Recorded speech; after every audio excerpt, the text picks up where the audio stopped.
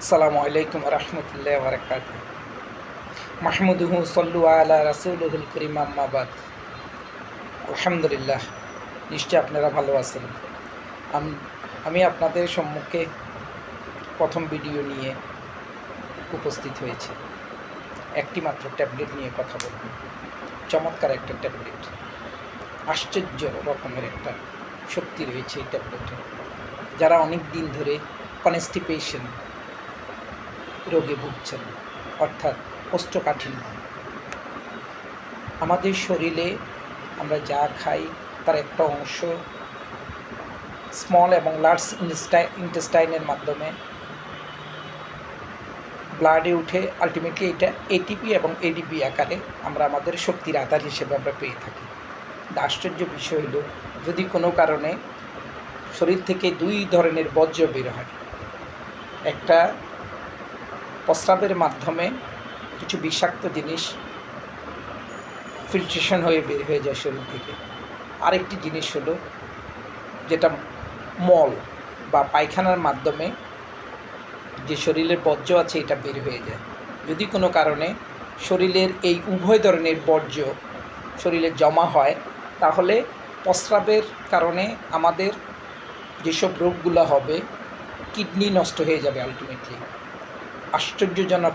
আশ্চর্য রকমের একটা জিনিস আল্লাহ পাক কিডনিতে সেট করছেন। কয়েক লক্ষ নেফ্রন দ্বারা এই কিডনিটা সজ্জিত করা আছে। আলহামদুলিল্লাহ, আল্লাহ পাকের কী নিয়ামত! আমরা বুঝতেই পারছি না যে কতগুলো ছাঁকন যন্ত্রের মাধ্যমে আমাদের শরীর থেকে পানি বের করে দিচ্ছেন।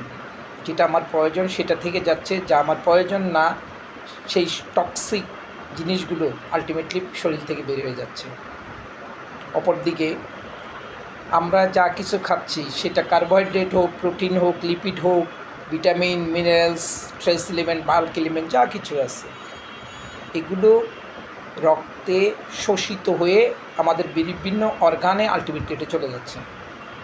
এই যে বজ্রটা যদি কোনো কারণে পেটে ব্লক হয় এবং নিয়মিত যদি আপনার মল এবং মূত্র যদি বের না হয়, তাহলে শরীরে বিষক্রিয়া শুরু হয়। আলটিমেটলি আমাদের শরীরে বিভিন্ন অর্গানগুলো নষ্ট হতে থাকবে ধীরে ধীরে।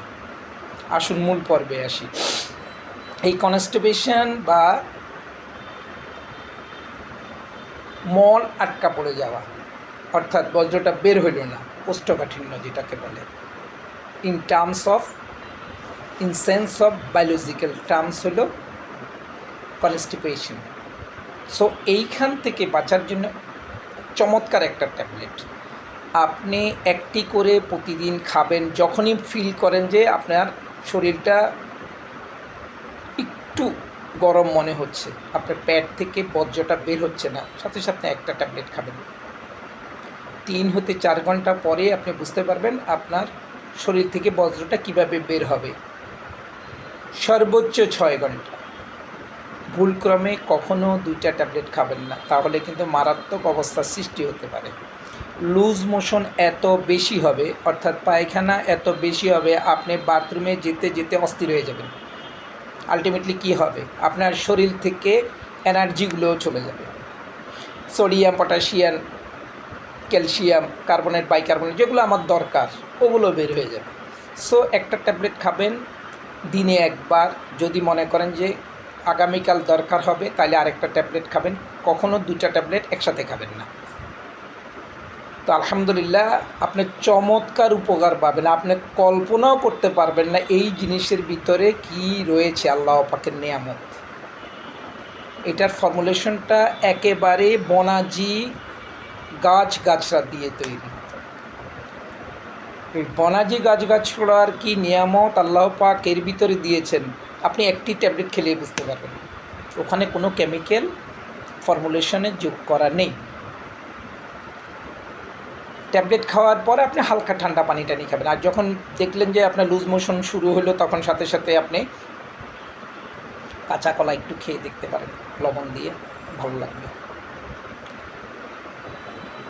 নিঃসংকোচে আপনি 7টা ট্যাবলেট নেবেন। এই 7টা ট্যাবলেট খেয়ে আপনি মোটামুটি 1টা 2টা খাবেন মাসের ভিতরে, আবার যদি মনে করেন যে হ্যাঁ কনস্টিপেশন আবার ফিল করতেছেন, আবার একটা খাবেন বা দুইটা খাবেন, ব্যাস শেষ।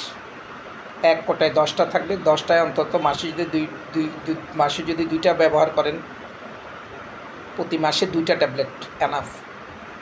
5 মাস আপনি ব্যবহার করতে পারবেন। মূল্য খুবই কম, আপনাদের আয়ত্তের ভিতরে। মাশাআল্লাহ, চমৎকার জিনিস।